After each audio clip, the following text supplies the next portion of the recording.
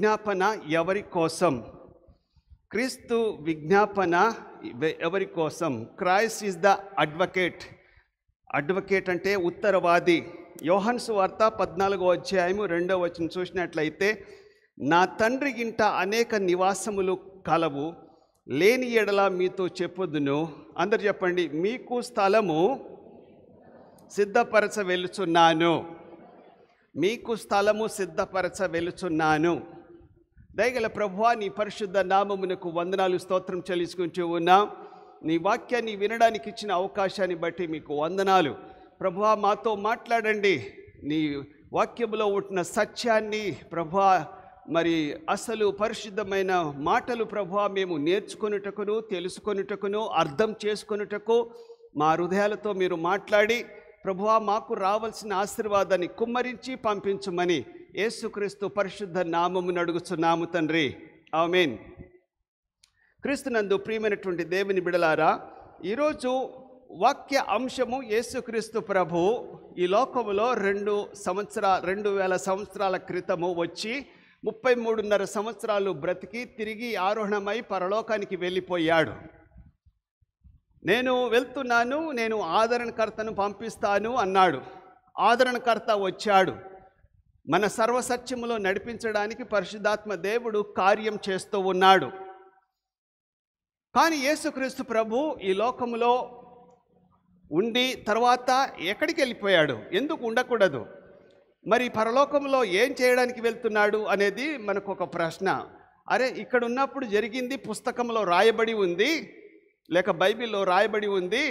పరలోకంలో దేవుడు ఏం చేస్తున్నాడంటే, ఆయన ముఖ్యంగా మన కోసము విజ్ఞాపన చేస్తూ ఉన్నాడు. కానీ ఇక్కడ మన వాక్య భాగంలో చూసినట్లయితే మన కోసము స్థలము సిద్ధపరచడానికి వెళ్తూ ఉన్నాడు. మీకోసం నేను ఇల్లు కడతాను, మన భాషలో చెప్పాలంటే మీరు ఉండడానికి స్థలము సిద్ధపరుస్తాను.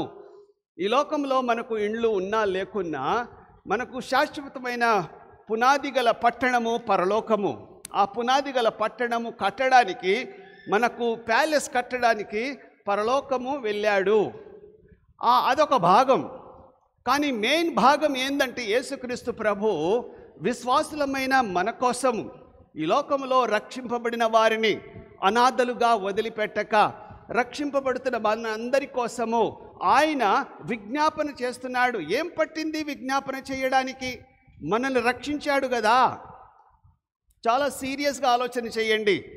ఈ వాక్యము చాలా ఇంపార్టెంట్. మన మీద సైతానుడు నేరారోపణ చేస్తూ ఉన్నాడు. సైతానుడు ప్రతి దినము, ప్రతిరోజు ప్రతి వ్యక్తి మీద నిందలు మోపుతూ ఉన్నాడు. ఆ నిందల్లో 60 లేక 70% అబద్ధాలు, లేనివి, లేకున్నవి, చెయ్యనివి, మాట్లాడనివి, మన మీద ఊహతో మరి నేరారోపణ చేస్తూ ఉన్నాడు. యేసుక్రీస్తు ప్రభు చెప్పాడు, ఈ లోకంలో ఉంటున్నప్పుడు మీ మీద అబద్ధముగా చెడ్డ మాటలు పలుకున్నప్పుడల్లా మీరు ధన్యులు. అంటే మన మీద ఈ లోకంలో మనుషులు చెడ్డ మాటలు, నిందలు, నేరారోపణ చేస్తున్నది సహజమే. ఈ లోకంలో చాలామంది మనకు గిట్టని వారు, మనమంటే మెచ్చని వారు, మనకు నచ్చని వారు, మనం ఎవరో తెలియని వారు, రకరకాలైన ప్రజలు, ఊరికనే పడని వారు, బంధువులు, రక్త సంబంధికులు, మన కుటుంబంలో ఉన్నవారు నిందలు మోపుతూ ఉంటారు. ఇది చెయ్యలేదు, అది చెయ్యలేదు, అది చెయ్యవలసి ఉంది, అలా పోయిండు, ఇలా పోయిండు, అది జరగలేదు, ఇది చేయలేదు అని చెప్పి మన చుట్టూ ఉన్నవారు సహజంగా నిందిస్తూ ఉంటారు. అది ఓకే, అది రాయబడి ఉంది. కానీ మనం కోసము మన మీద తప్పుల మీద తప్పులు, పాపాల మీద పాపాలు, చెయ్యనివి చేసినట్టుగా, చేసినవి చెయ్యనట్టుగా రకరకాలుగా నేరారోపణ చేసేవాడు ఒకడున్నాడు, నిరంతరం ఒకడున్నాడు. వాడి పేరు అపవాది. అదంతా మనకు తెలియదు కదా. మనం పోయి చూస్తామా? చూడం. మనకు తెలుస్తుందా? తెలియదు. కనుక మన తరపున ఉత్తరవాది, మన తరపున ఒక అడ్వకేట్, ఒక న్యాయవాది ఉన్నాడు. ఈ లోకంలో యోహాను సువార్త 17వ అధ్యాయం ఈరోజు మీరు వీలైతే ఒక 5 సార్లు చదవండి. యోహాను సువార్త 17వ అధ్యాయము మీరు తప్పకుండా విశ్వాసులు చదవవలసిన ఆ యొక్క చాప్టర్. యేసుక్రీస్తు ప్రభు ప్రార్థన చేస్తూ ఉన్నాడు. ఉదయమే లేచి గెత్సేమనే కొండకు వెళ్ళి ఉదయమే లేచి ఇంకా తెల్లవారక ముందే ఆయన విజ్ఞాపన చేస్తూ ఉన్నాడు. రక్షింపబడనటువంటి వారి కోసం కాదు ఆయన విజ్ఞాపన చేసేది, నశించుతున్న అన్యజనుల కొరకు, అన్యుల కొరకు కాదు ఆయన విజ్ఞాపన చేసింది, ప్రార్థన చేసింది. ఈ లోకంలో కోతెంతో విస్తారము పనివారి కోసం ప్రార్థన చేశాడు. కోత అంటే లోకంలో ఉన్నవారు ఇంకా తెలుసుకోలేదు, ఇంకా వినలేదు, ఇంకా అవకాశం దొరికినా కూడా వారు నిర్లక్ష్యంతో ఉన్నారు. వారు రక్షణలో రావాలని, వారి కోసము పనిచేసేవారు కావాలి. ఓం భీం క్రీం అని ఆయన ఏదో మంత్రమేసి ఏదో జపం అల్లితే ఒకేసారి లోకంలో ఉన్న అన్ని దేశాల వారు యేసుక్రీస్తు దగ్గరికి రావాలి అనేది కాదు. ఈ లోకంలో ప్రతి ఒక్కరికి, ఈ లోకంలో ప్రతి జీవికి, ఈ లోకంలో ప్రతి ప్రాణికి ఒక అధికారి ఉన్నాడు. వాళ్ళకు స్వేచ్ఛ లేదు. ప్రతి ప్రాణికి, ప్రతి జీవికి స్వేచ్ఛ లేదు, ఒక్క మానవుడికి తప్ప. ఒక్క మానవులైన మనకు ఉన్నంత స్వేచ్ఛ దేనికి లేవు. మనకు దేవుడు స్వేచ్ఛ ఇచ్చాడు. ఏదైనా చేసుకో, యవనస్తుడా ఏమైనా చేసుకో, ఎంతైనా తిను, ఎంతైనా సంపాదించుకో, ఎంతమంది నన్ను ఏదైనా చేసుకో. కానీ ఒక రోజు ఉన్నది, ఆ రోజు న్యాయస్థానంలో నీవు నిలబడాలి. నీవు చేసిన తప్పును బట్టి, నువ్వు చేసిన పాపాన్ని బట్టి దేవుని ఎదుట నిలవబడవలసి ఉంది. అది లోకంలో ఉన్న వారికి. మళ్ళీ చెప్తున్నా, ఇక్కడ చాలా కన్ఫ్యూజ్. ఈ విశ్వాసులు అనబడిన మనము, దేవుని రక్తము చేత కొనబడిన మనము, ఇక్కడ బలలో పాలు పొందిన మనము న్యాయవాది ఎదుట లేక ఆ యొక్క తీర్పులోనికి రాము. కానీ మన మీద మనం పొందవలసిన బహుమానాలను పొందనీయకుండా, మనం పొందవలసిన గొప్ప గొప్ప కిరీటాలు, బహుమానాలు పొందనీయకుండా, మనము ఇంకా ఉన్నత స్థానంలో పరలోకములో జీవించడానికి మన క్లాసెస్ పెంచకుండా మన మీద ఒకడు నిరంతరము నేరారోపణ చేస్తూ ఉన్నాడు, నేరము మోపుతూ ఉన్నాడు, నిందలు మోపుతూ ఉంటాడు. థామస్ గురించి నాకు బాగా తెలుసు.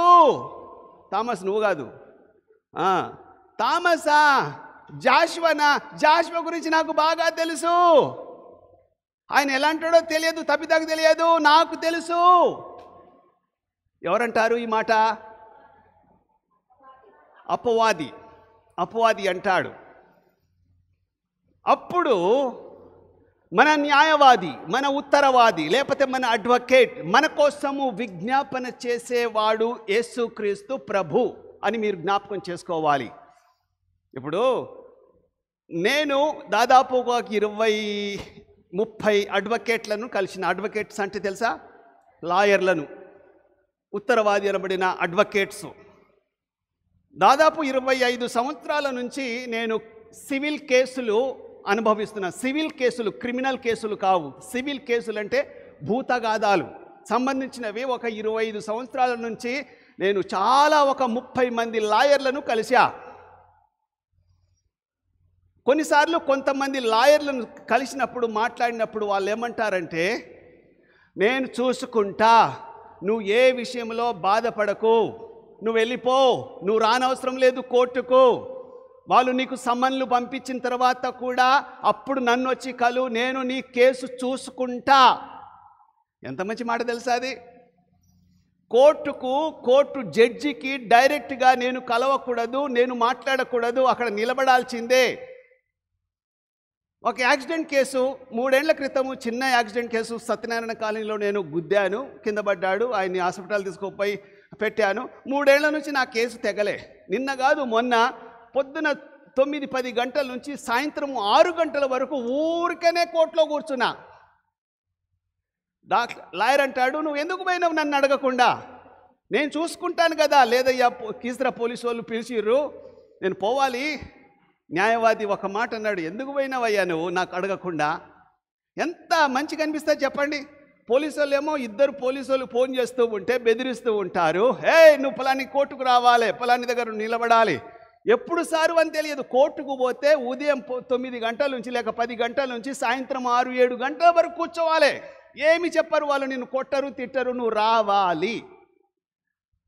ఎంత కష్టమో తెలుసా? ఏం చేస్తారో, ఎప్పుడు హాత్కడి చేస్తారో తెలియదు, ఎక్కడ పంపిస్తారో తెలియదు. అదే లాయరు మన తరపున ఉన్నాడనుకోండి, ఏమనిపిస్తుంది? నీ కేసు నేను చూసుకుంటా. అదే యేసుక్రీస్తు ప్రభు మనందరి కేసులు చూసుకుంటాడు. ఈ లోకంలో ఉంటున్న మీకెవరికి తెలియదు లాయర్ల ఫీజుల గురించి, అడ్వకేట్ ఫీజుల గురించి, ఎందుకంటే మీకు అంత అనుభవం లేదు.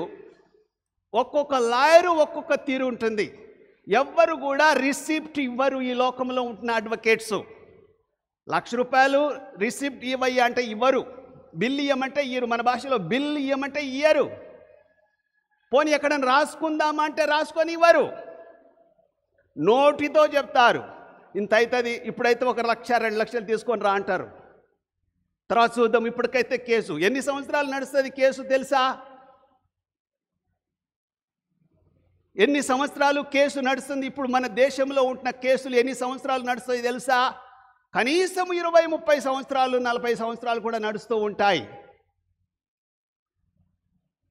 నేను ఫోన్ వచ్చినప్పుడల్లా, నాకు చెన్నై నుంచి ఒక కేసు ఉంది, నా ఓపెన్గా నేను చెప్తున్నా, 20 సంవత్సరాలు అయింది, పోతూనే ఉన్నా. అమ్మగారు అంటది, ట్రైన్లో పోబాకు, ఇప్పుడు ముసలోడైపోయినావు, హార్ట్ ప్రాబ్లం ఉంది, నువ్వు ఫ్లైట్కు పోయి ఫ్లైట్కు రా అంటే తక్కువ పైసలు అవుతాయా? అక్కడ లాయర్ను పోయి కలిస్తే వచ్చిన సారు అంటే నువ్వు ఉత్త చేతులతో వస్తే సరిపోతుందా? ఎంతో డబ్బు కట్టాలి, ఎంతో టైం ఖర్చు పెట్టాలి. మన న్యాయాధిపతి లేక మన న్యాయవాది అనబడిన ఉత్తరవాది లేకపోతే అడ్వకేట్కు ఏమన్నా ఫీజు ఇస్తున్నామా? చెప్పండి. నేను కొన్ని లక్షలు కట్టాను. రేపు 2 లాయర్ నేను కలవాలి. రేపు సోమవారం, రేపు 2 లాయర్లు నేను కలవాలి. ఆయన ఉత్తగా రమ్మంటే నా కేసులు ఏమైనా ఫైల్ ఓపెన్ చేస్తాడా? చెయ్యడు. ఇవన్నీ నేను ఎందుకు చెప్తున్నానంటే, నా పర్సనల్ ఎక్స్పీరియన్స్. ఈ లోకంలో ఉంటున్న అడ్వకేట్స్ మమ్మల్ని తిని పిప్పి చేస్తున్నారు. సంవత్సరాల తరబడి మన కేసు ఎంత పొడిగిస్తే అంత డబ్బు వాళ్ళకు. వెంటనే క్లోజ్ చేయరు. వారంలో చేస్తారా అంటే చెయ్యరు. పోలీస్ స్టేషన్ అన్న నయం, కానీ కేసులు చాలా డేంజర్. ఈ లోకంలో నీకుంటున్న కేసులన్నీ కూడా క్లియర్ చేసుకోకుండా నువ్వు పరలోకానికి వెళ్ళకూడదు. అవన్నీ కూడా క్లియర్ చేసుకోవాలి. నువ్వు పోవాలి, వాళ్ళు పిలిచినప్పుడల్లా వెళ్ళాలి. ఈ లోకంలో ఉంటున్న నేను కేసుకు, అడ్వకేట్ను, కేసులు, కోర్టుకు నేను పోను, నేను పట్టించుకోను, నేను తప్పించుకొని పోతానంటే ఎప్పటికైనా ఒక 2-3 సంవత్సరాల తర్వాత వాళ్ళు నీకు సమన్లు పంపుతారు, నిన్ను అరెస్ట్ చేస్తారు, 5 నుంచి 15 ఏళ్ల వరకు జైల్లో కూర్చోబెడతారు. కనుక ఈ లోకంలో ఉంటున్న చట్టాన్ని మరి కోర్టుకు మనం లోబడాలి. మన తరపున ఒక మంచి స్ట్రాంగ్ న్యాయవాది కావాలి. నేనైతే చాలామంది న్యాయవాదులను మార్చేశా. నీ వల్ల కాదురా బాబు, నా కేసు ఇచ్చేసాయి, ఎన్ఓసి ఇచ్చేసాయి, నేను ఇంకో లాయర్ని పెట్టుకుంటానని చెప్పి ఒక 4-5 లాయర్లు నేను మార్చా. నమ్మకంగా పనిచేసే లాయర్లు ఈ లోకంలో లేరు. మాట మీద నిలబడే లాయర్లు ఈ లోకంలో లేరు. అందుకోసమే యాజ్ ఏ పాస్టర్గా నేను ఎవరన్నా నన్ను వచ్చి అయ్యా నేను అడ్వకేట్ అవుతాను అంటే నేను వద్దు అంట. అటెండర్ గానో ప్యూన్ కన్నా ఉండు కానీ ఈవెన్ నా బిడ్డ కూడా లాయర్ అవుతానంటే బిడ్డ నువ్వు సైడ్కు లాయర్గా ఉండు కానీ కోర్టులో పోయి వాదించడానికి లాయర్గా ఉండకు అన్న క్రిస్టాల్కు. ఎందుకంటున్నానంటే అది ఈ లోకంలో న్యాయవాదులుగా మనం ఉండకూడదని మన బైబిల్ చెప్తుంది. ఎందుకంటే న్యాయము లేదు, న్యాయము దొరకదు, న్యాయము రాదు. కానీ న్యాయాధిపతి అయిన జీవాధిపతి అయిన దేవుడు మన తరపున ఎల్లప్పుడూ, చెప్పండి, ఎల్లప్పుడూ నిరంతరము విజ్ఞాపన చేస్తూ ఉన్నాడు. ఎట్లా చెప్పాలి మీకు? మీరిద్దరు వస్తారా? మీరిద్దరు వచ్చేసేయండి, కుర్చీలు ఎత్తుకొని రండి, అర్థమయ్యేటట్టు చెప్తా.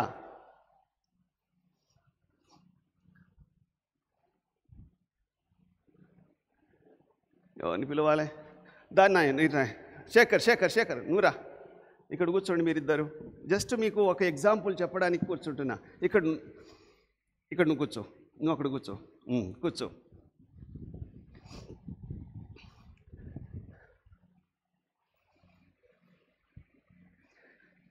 ఇక్కడ నిలబడు, ఈ టేబుల్ మీద, ఈ టేబుల్ బోన్ అనుకో, ఇక్కడ నిలబడు. ఈయన ఒక విశ్వాసి. ఎవరు? విశ్వాసి. ఇతను తండ్రి అయిన దేవుడు, మన భాషలో అర్థం అవ్వడానికి చెప్తున్నాయి, తండ్రి అయిన దేవుడు. ఇతను యేసుక్రీస్తు ప్రభు. పరలోకానికి వెళ్ళాడు. నువ్వు ఇట్లా పెట్టు, నువ్వు ఇట్లా పెట్టు. యేసు ప్రభు నిరంతరము ఈయన కోసము, విశ్వాసి అనబడిన శేఖర్ కోసము, నేను ఆయన కోసం రక్తం కార్చాను, నేను ఆయన కోసం ప్రాణం పెట్టాను. ఎవరు చెప్పాలి? ఇంకెవరన్నా? తూరా. జస్ట్ ఒక చిన్న ఎగ్జాంపుల్ చెప్పి మీకు నేను వాళ్ళని పంపిస్తాను. పెద్ద డ్రామా కాదు. ఇక్కడ రా నా ఎందుకు ఇక్కడ రా. అతరే అటే పో చెప్తా. ఇక్కడ రా. 8 చేయబెట్టు. నువ్వే ఫ్రెండ్లీగా ఉండకు, నువ్వు భయపడుకుంటుండు, ఇట్లుండు. ఈయన విశ్వాసి. ఇతను కొమ్ములున్న సైతానుడు. ఇతను యేసు ప్రభు.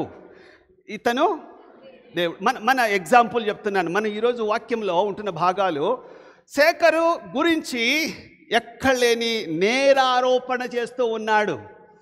అయ్యా, ఇతను ఎవరికి చెప్తున్నాడు? ఎవరికి కంప్లైంట్ ఇస్తున్నాడు? యేసు ప్రభుకా, దేవుడికా? యేసు ప్రభుకా? యేసు ప్రభు కాదు, దేవుడికి. ఆయన ఏమంటున్నాడంటే, చెప్పు. తండ్రి, మహాదుర్మార్గుడు ఈ శేఖరు, పాపాత్ముడు, మంచోడు కానే కాదు, చాలా దోచుకున్నాడు, భార్యని హింసిస్తాడు, కూతుర్ని రోజు కొడతాడు, ఎక్కడ తిరుగుతాడో ఏమో తెలియదు, ఎక్కడలేని పాపం చేస్తున్నాడు. అయ్యా కాదయ్యా, అలాంటోడు కాదయ్యా శేఖరు. నా ప్రాణం పెట్టి, నా రక్తం పెట్టి కొన్నానయ్యా, అట్లాంటోడు కాదు. ఆయన చెప్పిందంత నిజం కాదు. ఆయన అబద్ధికుడు, సాతానుడు, అబద్ధికుడు. చెప్పు. Bad boy, very very bad boy. నిరంతరము మీకు అర్థం కావాలి. ఈయన కోసము విజ్ఞాపన చేసేది 10 నిమిషాలా, 20 నిమిషాలా?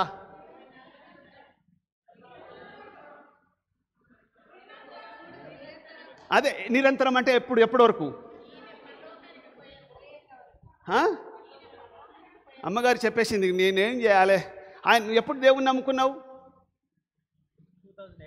2018లో నమ్ముకున్నాడు. అంతకుముందు ఈయన చెప్పినవన్నీ కూడా నిజమే. కానీ 2018లో యేసు ప్రభు యొక్క రక్తంలో కడగబడ్డాడు. సంఘానికి వస్తూ ఉన్నాడు, రెగ్యులర్గా గుడికి వస్తూ ఉన్నాడు. అయినా కూడా వాడు మారలే. చెప్పు. వాడు మారలే. అట్లే అంటే నువ్వు మామూలుగా ఇది అది అని నువ్వు ప్లూరల్గా మాట్లాడద్దు, సింగులర్గా తిట్టాలి. దుర్మార్గుడు, పాపిష్టోడు, ఈడు ఆడు అస్సలు మంచోడు కాదు అని చెప్పి కంప్లైంట్స్ మీద కంప్లైంట్స్ చేస్తూ ఉన్నాడు. నువ్వు అడుపోకు. కంప్లైంట్స్ మీద కంప్లైంట్స్ ఇట్లా నువ్వుకే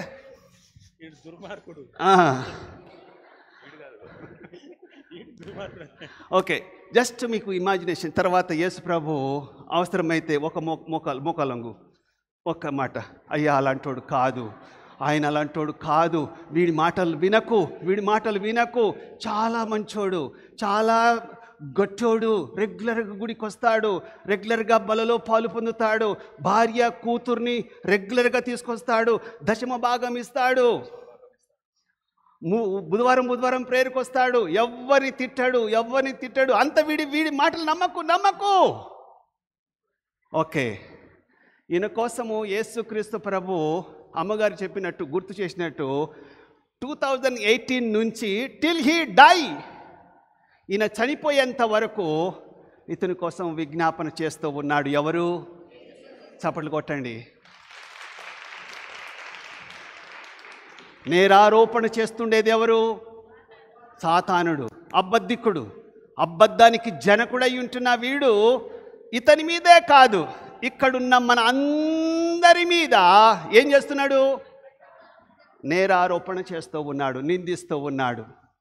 మన కోసం నిరంతరము యేసుక్రీస్తు ప్రభు ఒకటేందంటే స్థలము సిద్ధపరిచాడు. ఓకే, జరుగుతూ ఉంది, నీ యొక్క బిల్డింగ్ కడుతూ ఉన్నాడు, ప్యాలెస్ కడుతూ ఉన్నాడు యేసు ప్రభు. అంతేకాదు, ఆయన main purpose is to pray for us.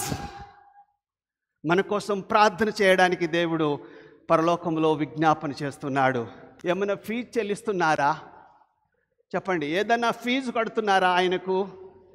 ఏమన్నా మీకు ఫీజు అంటే ఒకటి చెప్తాను, ఒక లాయర్ ఫీజు అసలు అంతు లేదు. నిన్న ఒక 20 నిమిషాలు నేను ఒక లాయర్తో మాట్లాడి, ఆయన ఒక మాట చెప్పిండు, మేము ఏ లాయర్ కూడా రాసుకోం ఫీజులు, ఓరలు చెప్తాడు. నిన్న మాట మార్చి వేరే రీతిగా చెప్తుంటే నేను కోపడ్డా. సార్, మీకు అవసరం లేకపోతే ఎన్ఓసి ఇచ్చేసేయండి, నేను ఇంకో లాయర్ దగ్గరికి వెళ్తాను, కానీ నీవు అడిగినంత ఇంత ఫీజు నేను కట్టలేను అని నిన్న సాయంత్రము నేను మాట్లాడా. పేరు చెప్పాను. నిన్న సాయంత్రము మీ ఫీజు ఇంతగా పెంచడం నాకు ఇష్టం లేదు, లక్షలుంటాయి. మీకు హైకోర్టు ఫీజు ఎంతో తెలుసా? హైకోర్టు పోయినరా ఎప్పుడన్నా? మన హైదరాబాద్ హైకోర్టు ఎప్పుడన్నా పోయారా? ఒక లాయర్ ఫీజు ఎంత ఉంటుందో తెలుసా మీకు? మినిమం ఒక 5 నుంచి 10 లక్షలు ఉంటాయి. 10 లక్షలు లేనిది హైకోర్టు కేసులు కదలవు. జిల్లా కోర్టు, ఇప్పుడు మనం కుషాయిగూడలో పక్కనే ఉంటుంది కదా కోర్టు, జిల్లా కోర్టు, అందులో మాత్రము లక్షలు ఉంటాయి. ఒక 5-10 సంవత్సరాలు 20 సంవత్సరాలు కూడా నడుస్తాయి. హైకోర్టులో అయితే 30 సంవత్సరాలు నడుస్తుంది. ఇక సుప్రీంకోర్టు మనం దరిదాపుల్లో ఆ వాకిటికి మనం వెళ్ళలేము. సుప్రీంకోర్టు దర్వాజా కానీ అందులో ప్రవేశించే హక్కు కానీ దమ్ము కానీ డబ్బు కానీ మన దగ్గర లేదు. అంతా అమ్ముకున్నా కూడా ఒక్కరోజు ఫీజు కూడా మనం కట్టలేము. ఎంత సుప్రీంకోర్టుది? ఒక్కరోజు హాజరు కావాలంటే మన తరపున ఈ న్యాయవాది హాజరు కావాలంటే ఎంత కట్టాలో తెలుసా? సుప్రీంకోర్టులో 30-40 లక్షలు, ₹1,00,000, 2 కోట్లు, 5 కోట్లు కూడా కట్టాలి ఒక్క సిట్టింగ్కు, ఒక్క హాజరుకు. కంపెనీ వాళ్ళు కూడా భయపడుతూ ఉంటారు. సుప్రీంకోర్టు జడ్జి ముందు మన తరపున ఒక లాయరు పోవాలంటే ఇతను సుప్రీంకోర్టు ఫీజు కట్టగలడా? హైకోర్టు ఫీజు కట్టగలడా? జిల్లా కోర్టు కూడా కట్టలేడు. ఇంకా పరలోకపు కోర్టులో ఈ అపవాది నిందిస్తున్న ఆరోపణల ఫీజులు అడ్వకేట్కు ఈయన కట్టగలడా? అర్థమవుతుందా నేను చెప్పేది? అంత ఫ్రీ. ఎవరు మన కోసం వాదించేది? యేసుక్రీస్తు ప్రభు. ఇప్పుడు అర్థమైందా? ఆయన నేరుగా పరలోకానికి ఇదే శరీరంతో ఉన్నాడు. 33.5 సంవత్సరాల వయసులో ఉంటున్న యేసు ప్రభు ఆరోహణమై అంటే పునరుద్ధానుడై పరలోకానికి వెళ్ళి ఏం చేస్తున్నాడు అనుకుంటున్నారు? కొద్దిసేపు కూర్చుంటాడు, కొద్దిసేపు మోకాలు వంగుతాడు. కొద్దిసేపు కూర్చుంటాడు, కొద్దిసేపు మోకాలు వంగుతాడు. ఈ సైతాను రానప్పుడేమో కూర్చో, వచ్చిండనుకో. మీకు అర్థమవుతుందా? నేను మీకు అర్థం అవడానికి చెప్తున్నా. యేసుక్రీస్తు ప్రభు పరలోకములో ఇదంతా చేసేది ఎవరి కోసము? యేసుక్రీస్తు ప్రభు పరలోకంలో ఏం ఉద్యోగం చేస్తున్నాడు? నిరంతరము ఒక వ్యక్తి కోసం ఏం చేస్తున్నాడు? విజ్ఞాపన చేస్తూ ఉన్నాడు. నువ్వు అడుగు మూలవు, వెనక చూడు, ఆయన ఉండడో లేడో అని. లేడు, పోయి కూర్చో. ఎక్కడ కూర్చుంటున్నాడు? తండ్రి కుడి పార్శ్వమందు, అంటే కుడి ప్రక్కన కూర్చుంటూ ఉన్నాడు. నువ్వురా. అప్పుడు ఏం చేస్తాడు యేసు ప్రభు? ఇంకొకరు వచ్చిర్రు. వాడు లేనిపోని నిందలు మోపుతా ఉన్నాడు. వెంటనే ఈయన ఏం చేస్తున్నాడు? యేసు ప్రభు, తండ్రి అలాంటోడు కాదు, శేఖరు, జనార్దను, మనోహరు అలాంటి వాళ్ళు కారు, చాలా మంచోడు, నా రక్తం పెట్టి కొన్నాను, మారు మనసు పొందాడు, కన్నీరు కార్చాడు, పశ్చాత్తాపం పొందాడు, ఇక మీదట అలాంటివి చెయ్యడు. కొన్ని చేసి ఉండొచ్చు, కొన్ని తప్పులు నిజమే కావచ్చు, but very small. Please forgive them అని చెప్పి విజ్ఞాపన చేస్తూ ఉంటాడు. ఓకే, మీరు వెళ్ళండి, థ్యాంక్ యూ. మీకు అర్థం అవ్వడానికి ఈ చిన్న నాటిక వేస్తూ ఉన్నాను. మన ప్రభు పరలోకములో ఏం చేస్తున్నాడు? ఇప్పుడు చెప్పండి. విజ్ఞాపన చేస్తూ ఉన్నాడు. ఎవరి కోసం విజ్ఞాపన చేస్తున్నాడు? విశ్వాసుల కోసం, లోకంలో ఉన్న వారి కోసం ప్రార్థన చేయడం లేదు. ఆ వాక్యంలో ఉంది, యోహాను సువార్త 17వ అధ్యాయంలో, నేను లోకంలో ఉన్న వారి కొరకు కాదు, కానీ నా రక్తం పెట్టి కొనబడిన సంఘం కోసం నేను విజ్ఞాపన చేస్తూ ఉన్నాను, మీ కొరకే చేస్తున్నానంటాడు. అది చదవక, అది అర్థం కాక మన మట్టి బుర్రకు రకరకాలుగా మనము ఏమేమో ఊహించుకుంటూ ఉన్నాం. ఆయన మన కోసము, మన పాప పరిహార్థం కోసము, మనల్ని నీతిమంతులుగా చేయడానికి దేవుడు తన రక్తాన్ని కార్చి పరిశుద్ధులుగా మనల్ని చేశాడు. కానీ నెంబర్ 1, ఇది ప్రొటెస్టెంట్స్ వాళ్ళంతా కూడా నమ్ముతారు. మీరు కూడా నమ్ముతారో లేదో నాకు తెలియదు. నేనైతే చెప్తున్నాను యాజ్ ఏ పాస్టర్గా, ఈ డ్రామా మీకు అర్థమైపోతే మీకు ఓకే. రోమన్ క్యాథలిక్స్ వాళ్ళు ఏం చేస్తారో తెలుసా? ప్రతిసారి చర్చిలో ప్రతిరోజు, ప్రతి ఆదివారం, ప్రతి బుధవారం, ఏదో ఒక రోజు ఒక వ్యక్తి వచ్చి ప్రార్థన చేస్తూ ఉంటే, దేవా ఇతని పాపములు క్షమించు, ఇతడు చేసిన తప్పును, పాపాన్ని క్షమించు, మళ్ళొకసారి నీ రక్తాన్ని కార్చి ఇతన్ని పరిశుద్ధునిగా చెయ్యి అని చెప్పి వారం వారం, రోజుకు ప్రార్థన చేస్తూ ఉంటారు. అది అవసరమా? ఆమె అడ్డంగా తల ఊపిందంటే ఆమెకు అర్థమైంది, కానీ మన ఎవ్వరికి అర్థం కాలే. మీకు అర్థం కాలే కదా? చర్చికి మనం వస్తూ ఉన్నాం. మన పాపములు క్షమించబడ్డాయని వచ్చారా, లేకపోతే పాపములు ఉన్నాయని వచ్చారా? మీరు ఏమండి? క్షమించబడ్డాయన్న వాళ్ళు చేతులు ఎత్తండి. ఓకే, క్షమించబడలేదు అనే వాళ్ళు చేతులు ఎత్తండి. అబ్బో, మీరు అటు కాకుండా ఇటు కాకుంటున్నారు. అంటే సగం మందికి మీకు నమ్మకం లేదు. సగం పైన ఉన్న వాళ్ళంతా కూడా చేతులు అటు ఎత్తలేదు, ఇటు ఎత్తలేదు. మళ్ళీ చెప్తున్నా, మీరు ఇప్పుడు ఎత్తారో దేవుడు వింటున్నాడు. మీ పాపములు క్షమించబడ్డాయి, అందుకోసం నేను బలలో పాలు పొందుతున్నాను అని నమ్మే వారు ఎంతమంది ఉన్నారు? గట్టిగా ఏం కాదు, చేతులెత్తు. నా పాపములు క్షమించబడ్డాయి, థ్యాంక్ యూ. ఓకే, నా పాపములు క్షమించబడలేదు అంటే అర్థమైంది, నేను లేపమని చెప్పను, కానీ ఇంకా మీరు ఒప్పుకోలేదు, పాపులు కారు, పరిశుద్ధులు కారు అని అర్థం. దేవుడు ఒకసారి పాపాన్ని క్షమించిన తర్వాత నీ పాపం పోలేదు, నేను క్షమించలేదు, నీ తప్పులు ఇంకా ఉన్నాయి, నువ్వు అది చేస్తే నీ పాపం పోతుంది.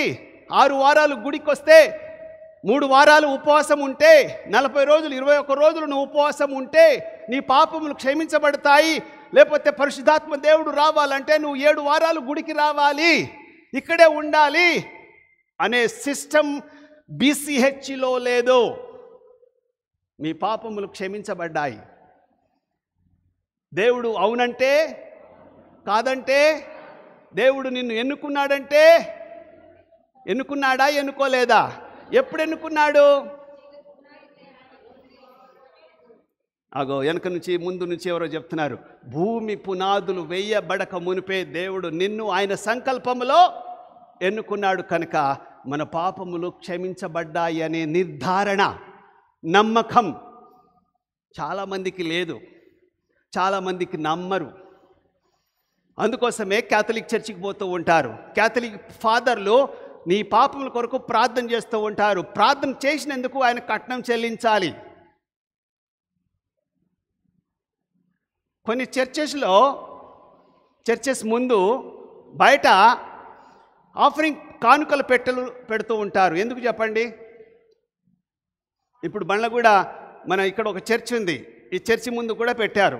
గేటు బయట కానుకల పెట్ట, చర్చి ఎదురుగా గేటు బయట కానుకల పెట్టారు. ఎందుకు?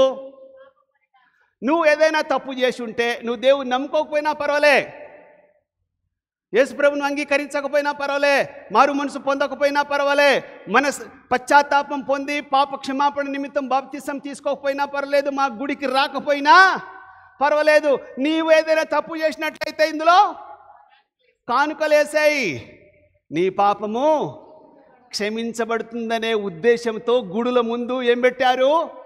కానుకల పెట్టారు. అది తప్పు. నీ కానుకలు ఎవరికి కావాలయ్యా? నీ డబ్బు ఎవరికి కావాలి? నువ్వు రావాలి, నువ్వు కావాలి. నీ నోటితో నువ్వు ఒప్పుకోవాలి, అయ్యా నా తప్పును, నా పాపాన్ని క్షమించు. నా డబ్బు నువ్వు అడగట్లేవట, నా బంగారము వెండి నువ్వు అడగట్లేవట. మరి ఎందుకు హిందువులు పెట్టినట్టు ఈ టెంపుల్ల ముందు కానుకలు పెట్టారు? ఈవెన్ క్రిస్టియన్స్ కానుకలు పెట్టిపోతూ ఉంటారు, దానికి లాక్ చేస్తారు. దారిన పోయే వాళ్ళు ఎవరైనా, ఓహో ఇది చర్చా, ఓహో ఇది టెంపులా, ఓహో ఇది మసీదా, ఓహో ఇది ఏదో ఒక గుడా, ఒక 500 రూపాయలు వేస్తే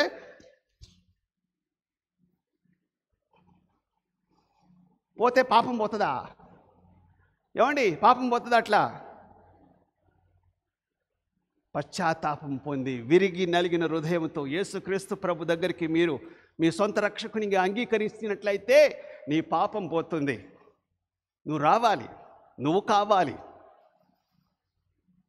కొందరు కొబ్బరికాయలు కొడుతూ ఉంటారు గుడి దగ్గరికి వెళ్ళి. వాళ్ళ ఉద్దేశం ఏందో తెలుసా?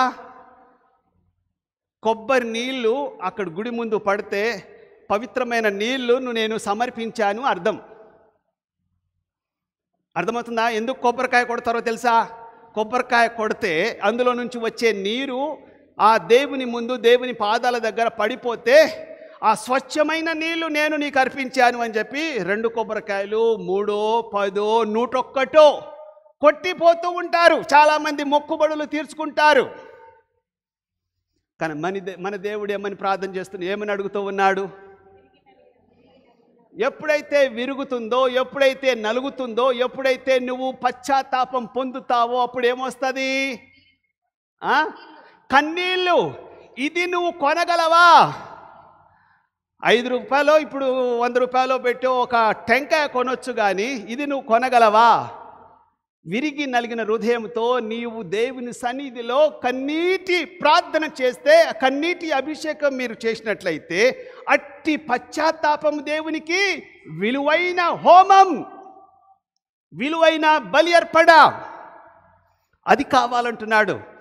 మన రూపాన్ని కాదు, మన అందాన్ని కాదు, మన బట్టలను, మన వేషాన్ని కాదు దేవుడు చూసేది. మన కన్నీరు చూడాలనుకుంటున్నాడు.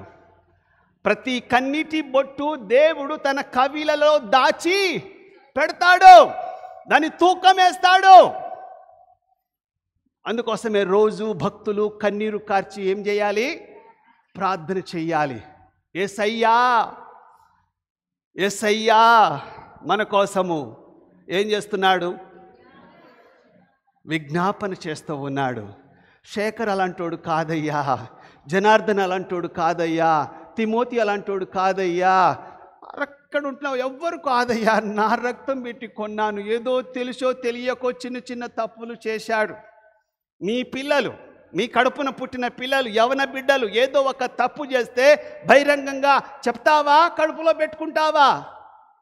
చెప్పండి. నీ కొడుకో నీ కూతురో ఏదో ఒక చిన్న తప్పు పాపము చేసిందనుకో, నా బిడ్డ ఈ తప్పు చేసింది, నా కొడుకు ఈ పాపం చేసిండని చెప్పి బయట చెప్పుకుంటామా? మనం ఏ రీతిగా అయితే మన పిల్లల తప్పులను కప్పుతూ ఉంటామో, మనల్ని కూడా కోడి తన రెక్కల క్రింద ఏ రీతిగా కాపాడుతుందో ఆ రీతిగా కాపాడి విజ్ఞాపన చేస్తున్నాడు మన యేసుక్రీస్తు ప్రభు. ఏం చేయాలి? చప్పట్లు కొట్టాలి. అట్టి గొప్ప దేవుడు, అట్టి ఉత్తరవాది, అట్టి అడ్వకేట్ మనకు ఉండగా ఆయనకి ఏమైనా ఫీజు చెల్లించుకోగలమా? ఆయన చేస్తున్న కార్యము మామూలుది అనుకుంటున్నారా? ఆయన చేసిన కార్యము రోజు రోజు ఈ లోకంలో నువ్వు ఉన్నంత కాలము 2018 నుంచి నువ్వు ఇంకొక 50 సంవత్సరాలు 100 సంవత్సరాలు బ్రతుకుతావు, 60 సంవత్సరాలు బ్రతుకుతావు. అప్పటి వరకు శేఖర్ గారు నీ కోసము పరలోకంలో యేసుక్రీస్తు ప్రభు ఆయన రాకడ ఆలస్యమైతే అప్పటి వరకు నీ కోసం ప్రార్థన విజ్ఞాపన చేస్తున్నాడన్నదే ఈరోజు నా ప్రసంగం. అయిపోయింది. నా ప్రసంగం అయిపోయింది. చాలా పాయింట్స్ ఉన్నాయి, కానీ ఆ పాయింట్స్ అన్నీ మీకు గుచ్చి గుచ్చి చెప్పినా కూడా మీకు అర్థం కాదు. కానీ యేసుక్రీస్తు ప్రభు ఎంత మంచివాడు, ఎంత మంచి దేవుడు, మన పక్షంగా మన కోసము విజ్ఞాపన చేస్తున్నాడు. ఎందుకు చేయాల్సి వచ్చింది? ఒకసారి రక్షింపబడిన తర్వాత, మన పాపములు క్షమించబడిన తర్వాత మనము మోక్షం పొందినాం కదా అంటుంటే సైతానుడు ఊరుకొనే ఉండడు. మనకంటే 1000 రెట్లు ఫాస్ట్గా వాడు పనిచేస్తూ ఉంటాడు. లోకమంతటి తిరుగుతూ ఉన్నాడు. ఎవరిని పట్టుకుందునా, ఎవరిని మృంగుదునా అని గర్జించు సింహము వలె ముఖ్యంగా విశ్వాసుల చుట్టూ తిరుగుతూ ఉన్నాడు. విశ్వాసుల క్రైస్తవుల కుటుంబాల చుట్టూ తిరుగుతూ ఉన్నాడు. పడేయాలని, తొక్కేయాలని, నాశనం చెయ్యాలని సైతానుడు వచ్చిందే మనల్ని నాశనం చెయ్యడానికి, మనల్ని పడగొట్టడానికి, మనము నిలవకుండా మళ్ళీ పాపములో దిగాలని, నరకానికి వెళ్ళాలని వాని ఉద్దేశం. కానీ మనల్ని తప్పు చెయ్యకుండా, పాపములో పడకుండా, చెప్పండి, శోధనలో పడిపోకుండా, గట్టిగా చెప్పండి, శోధనలో పడిపోకుండా కాపాడుతున్నాడు దేవుడు. ఎవరు? యేసు ప్రభు. పరలోక ప్రార్థనలో మమ్ములను శోధనలో తేక, ఎవరి నుంచి తప్పించు? దుష్టుని నుండి తప్పించు. దుష్టుడు అనబడిన అపవాది సైతాను చేతిలో నుండి మనల్ని తప్పించు, కాపాడు అని మనల్ని మనము సెల్ఫ్గా ప్రార్థన చేసుకోవాలి. ఇది చాలామందికి తెలియదు. ఒక్కసారి బాప్తిసం తీసుకుంటే, చర్చికి వస్తే రక్షణ దొరికినట్టని మురిసిపోతూ ఉంటారు. మన కోసం ఇంత పనులు దేవుడు చేస్తాడన్న సంగతి చాలామందికి తెలియదు. ఆయన వారం వారము మన పాపములు క్షమించమని మనం ప్రార్థన చేయనవసరం లేదు. కొంతమంది హెబ్రోను వాళ్ళు ఈ రీతిగా ప్రార్థన చేస్తూ ఉంటారు, ప్రభువా నా పాపములు క్షమించు, నేను దుర్మార్గుని, పంది లాంటి వాడిని, కుక్క లాంటి వాడిని, తిరిగి వాంతికి ఏ రీతిగా కుక్క మలుతుందో అలాంటి పాపం చేస్తూ ఉన్నాను, నా పాపాన్ని క్షమించు అని చెప్పి మనము ప్రార్థన చేయనవసరం లేదు. కడగబడిన అచ్చమైన 100 కేజీల బంగారం మనము. ఎవరి బిడ్డలం? ఎవరి రక్తంలో కడగబడ్డాం? ఎవరు మనల్ని కడిగారు? యేసుక్రీస్తు ప్రభు కడగబడ్డాం. మనకు నిశ్చయత ఉండాలి, నమ్మకం ఉండాలి. ఏమని? రక్షణ ఉంది అని. దేవుడు మన పక్షాన విజ్ఞాపన చేస్తూ ఉన్నాడన్న సంగతి మనం మర్చిపోకూడదు. ఆయన మనల్ని ఏర్పరచుకున్నాడు, ఆయన మనల్ని అభిషేకించాడు, ఆయన మనల్ని పిలిచాడు, ఆయన మన సేవ చేస్తూ ఉన్నాడు, మన కోసం పని చేస్తూ ఉన్నాడు. చాలామందికి తెలియదు ఆయన మన కోసం పని చేస్తున్నాడని. చాలామందికి తెలియదు మనల్ని ఆయన అభిషేకించాడని, ఆయన ప్రధాన యాజకుడని తెలియదు. మనుషుల నుండి మనల్ని ఏర్పాటు చేసుకున్నాడు, లోకము నుంచి మనల్ని ఏర్పాటు చేసుకున్నాడు. లోకములో పాప జీవితంలో జీవిస్తున్న మనల్ని పేరు పెట్టి పిలిచి నా కుమారుడా, నా కుమార్తె, తప్పిపోయావో, పాపంలో పడ్డావో నేనే నిన్ను రక్షిస్తాను, నీ పాప భారాన్ని నేను క్షమిస్తాను అని చెప్పి వెనుక పడి పేరు పెట్టి పిలిచి మనల్ని ఎన్నుకున్నాడు. అట్టి ప్రధాన యాజకుడు మన దేవుడు. ఆయన మన కోసము కల్వరిలో బలియాగము అయ్యాడు. కల్వరిలో మన కోసము ఆయన బలియాగం అయిపోయాడు. ఒక్కసారే మనల్ని రక్షించాడు. ఆయన నీ కోసం నా కోసం బదులుగా, మనకు బదులుగా ఆయన బలి అయ్యాడన్న సంగతి మనం జ్ఞాపకం చేసుకోవాలి. నేను చావవలసింది నా తప్పును బట్టి, నా పాపాన్ని బట్టి నాకు బదులుగా ఆయన చనిపోయాడు. ఆయన రక్తం కార్చాడు. నాకు బదులుగా ఆయన శిలువ మీద బలియాగం అయిపోయాడన్న సంగతి మనము జ్ఞాపకం చేసుకోవాలి. ఆయన సొంత రక్తము చేత మనల్ని కడిగాడు. ఆయన దైవ రక్తము చేత మనల్ని కడిగాడు. మనల్ని ఏ స్థానంలో పెట్టాడు? ఉన్నతమైన స్థానంలో పెట్టాడు. పరలోకంలో ఉన్నతమైన ఆ యొక్క గొప్ప స్థానంలో దేవుడు మనల్ని నిలవబెట్టబోతూ ఉన్నాడు. చాలామందికి ఆ నిరీక్షణ లేదు. నిరీక్షణ అంటే హోప్, నమ్మకం. విశ్వాసులు అంటే నమ్మకం. విశ్వాసులు అంటే నమ్మకం. ఎవరి మీద నమ్మకం? మనుషుల మీద కాదు, దేవుని మీద నమ్మకం. ఏం నమ్మకం ఉంది రుతమ్మ మీకు? ఈరోజు వారంలో చనిపోతావనుకో, ఒక నమ్మకం ఉందా మీకు?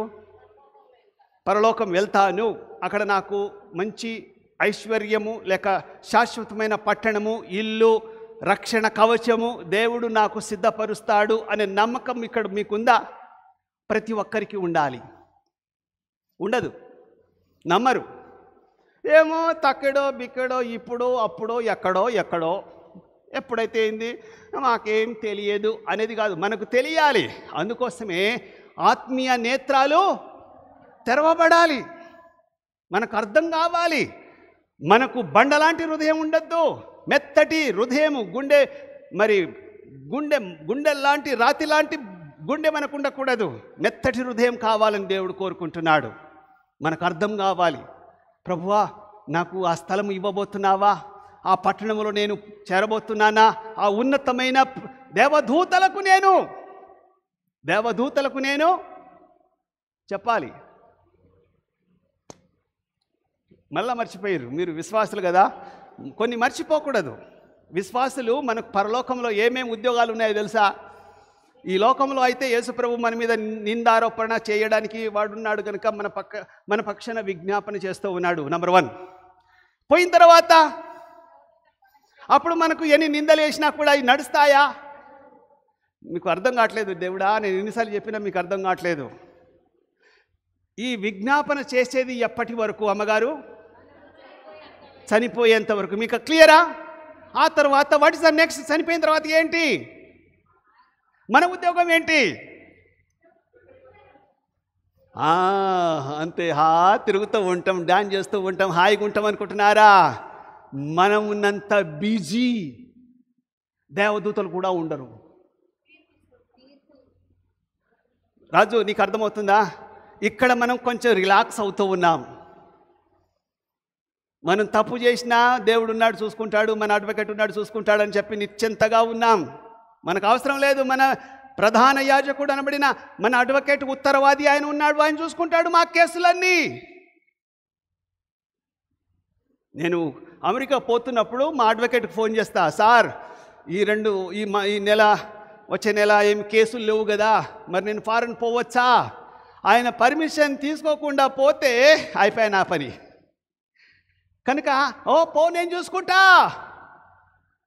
చూసుకుంటా నీ కేసు అన్నప్పుడు ఎంత రిలాక్స్ అవుతుందో తెలుసా? ఓకే, అది ఇప్పుడు మనం జరుగుతుంది. నెక్స్ట్ మనం పరలోకం వెళ్ళాము. మన పని ఏంటి? అమ్మగారు చెప్పారు, ఈ అమ్మగారు కూడా చెప్పారు. రాజు, నువ్వు చెప్పాలి. మనం పరలోకం అయిన తర్వాత మనం ఏం చేస్తాం? వంటలేమైనా తింటామా?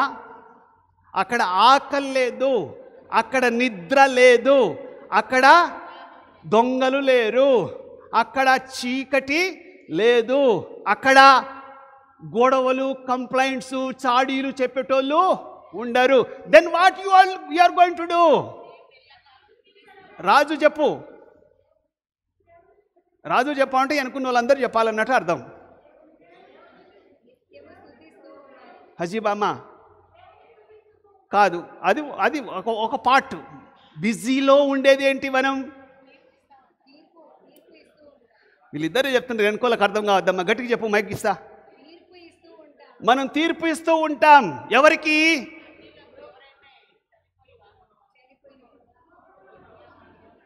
సుజాతమ్మ, ఎవరికి మనం తీర్పు ఇవ్వబోతున్నాం? లోకంలో ఉన్న వారి కోసము. అంటే అన్యులుగా ఉంటున్న వారు పరలోకానికి వస్తూ ఉంటే మనం వాళ్లకు తీర్పు ఇవ్వబోతున్నాం అన్న సంగతి మీకు తెలుసా? నెంబర్ 2, ఇది పరలోకంలో ఉంటున్న అన్యాయంగా నశించిపోతున్న మన చుట్టూ కనబడుతున్న వాళ్ళందరూ కూడా మనం తీర్పు ఇవ్వబోతున్నాం. నెంబర్ 2, ఇంకెవరికి తీర్పు ఇవ్వబోతున్నాం? దేవదూతలకు. దేవదూతలకు లేని భాగ్యము దేవుడు మనకు రెండిచ్చాడు. అర్థమవుతుందా నేను చెప్పేది? దేవదూతలకు లేనటువంటి బాధ్యత రెండిచ్చాడు. ఒకటి తీర్పిచ్చేది, రెండోది రూపాయి ఇస్తా. దేవదూతలకు లేనటువంటి భాగ్యము దేవుడు మనకు రెండిచ్చాడు. ఒకటి వాళ్ళకే తీర్పిస్తాం, రెండవది 5 రూపాయలు ఇస్తా, 10 రూపాయలు, 100 రూపాయలు. చెప్పండి. రెండోది దేవదూతలకు లేనటువంటి భాగ్యము దేవుడు మనకిచ్చాడు. ఏంటి? అందరికీ తెలుసు, కానీ చెప్పలేకపోతున్నారు.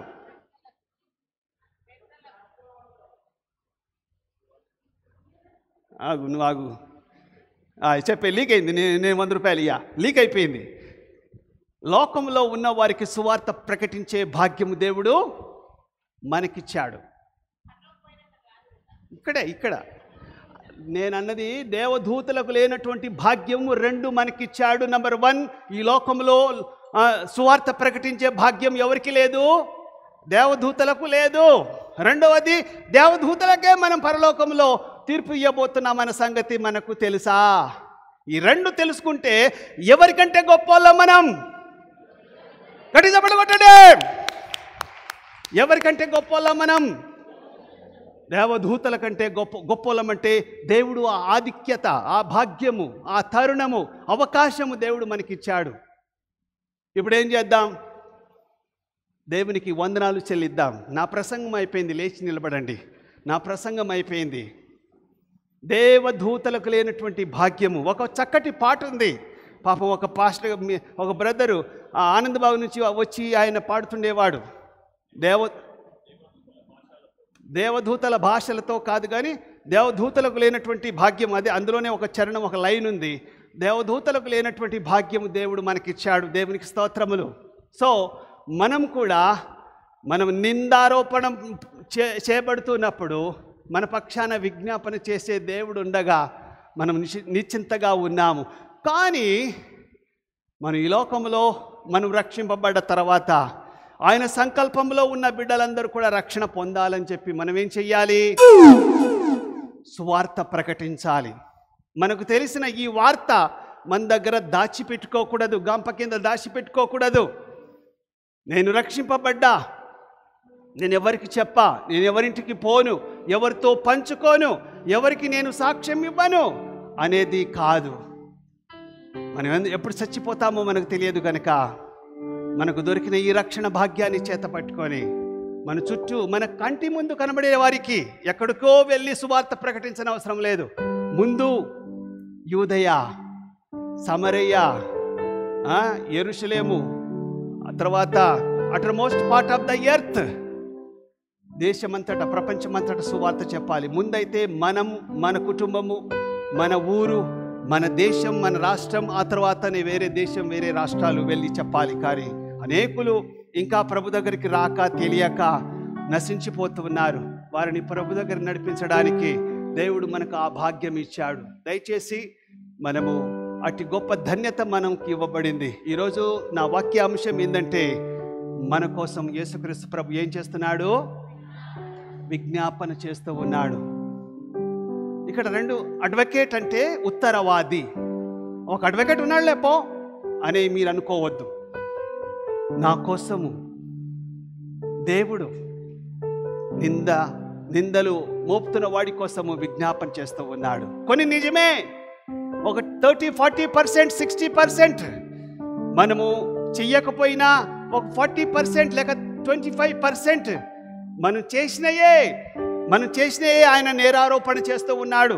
మనల్ని లాగడానికి, మనము నిత్య నరకానికి వెళ్ళడానికి సర్వవిధాలుగా ప్రయత్నం చేస్తూ ఉన్నాడు. కనుక లేదు, ఆయన అలాంటిది వాడు కాదు, ఆమె కాదు, నా రక్తం పెట్టి కొన్నాను, అయ్యా క్షమించు. కొన్నిసార్లు తెలిసో తెలియకో తప్పు చేసి ఉంటుంది. క్షమించు ప్రభువా, ఈ నింద ఆమె మీద పడనీయకు. ఈడు చెప్పే మాటలన్నీ కూడా వినకు. వీడు రకరకాలుగా నా కుమారుడు, నీ కుమారుడైన మరి విజయను పడగొట్టాలని రకరకాలుగా ప్రయత్నం చేస్తున్నాడు. క్షమించు అని చెప్పి విజ్ఞాపన చేస్తూ ఉన్నాడు. అట్టి దేవుడు కలిగి ఉన్న మనమంతా కూడా చప్పట్లు కొట్టి దేవునికి వందనాలు చెల్లించాలి. అయ్యా, నీవు మా కోసం విజ్ఞాపన చేస్తూ ఉన్నావు, నీకు స్తోత్రములు. మా కోసం ప్రభువా ఈ లోకంలో న్యాయవాదులు, ప్రభువా ఉత్తరవాదులు ఉన్నారు, కానీ ఫ్రీగా ఏ లాయరు చిల్లి గవ్వ లేకుండా మా కోసం వాదించరు. అవతల విరోధి అయిన ఉత్తరవాది, న్యాయవాది ప్రభువా మా మీద రకరకాలైన నిందలు మోపుతూ ఉన్నారు ప్రభువా, అన్యాయంగా మమ్మల్ని ఇరికిస్తూ ఉంటారు. కానీ మా కోసము ఉన్న లాయరు, నేను నీకు ఫ్రీగా మీతో వాదిస్తాను, మీకు నేనున్నాను, మీరు ఫీజు కట్టనవసరం లేదు, మీరు ఫ్రీగా మీ కేసు వాదిస్తాను అన్న ఒక్క లాయరు లేడు నాయనా, ఒక్క అడ్వకేట్ లేడు.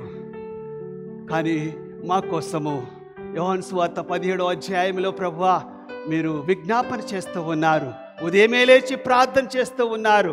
మేము త్రొట్టిల్లకుండా, శోధనలో పడిపోకుండా, పాపములో పడిపోకుండా మా కోసం విజ్ఞాపన చేస్తూ ఉన్నారు. మీకు వందనాలయ్యా, వందనాలు.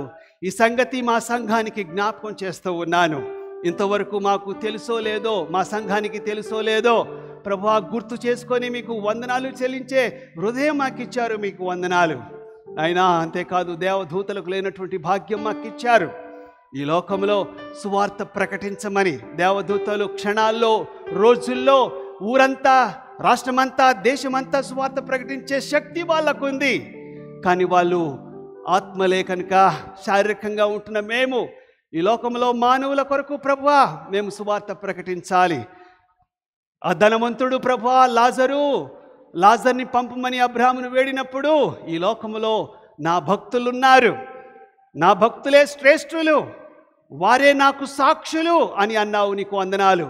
ఈ లోకంలో నీ సేవకుల మనబడిన మేము, ప్రధాన యాజకుడు అయిన నీవు, మేము యాజకులమే, చెప్పవలసిన బాధ్యత మా మీద మోపబడి ఉంది. అయ్యో చెప్పకపోతే, ప్రకటించకపోతే మాకు శ్రమ అని పౌలు ఏ రీతిగా అయితే ఒప్పుకుంటున్నాడో, మేము కూడా సువార్త విషయంలో మేము ప్రకటించి ఆత్మలను సంపాదించే గొప్ప ధన్యత మాకు దయచేయమని, మా ప్రియులందరినీ పేరు పేరు వరుసన మీరు జ్ఞాపకం చేసుకొని దీవించుమని యేసు నామమున అడుగుచున్నాము తండ్రి, ఆమేన్.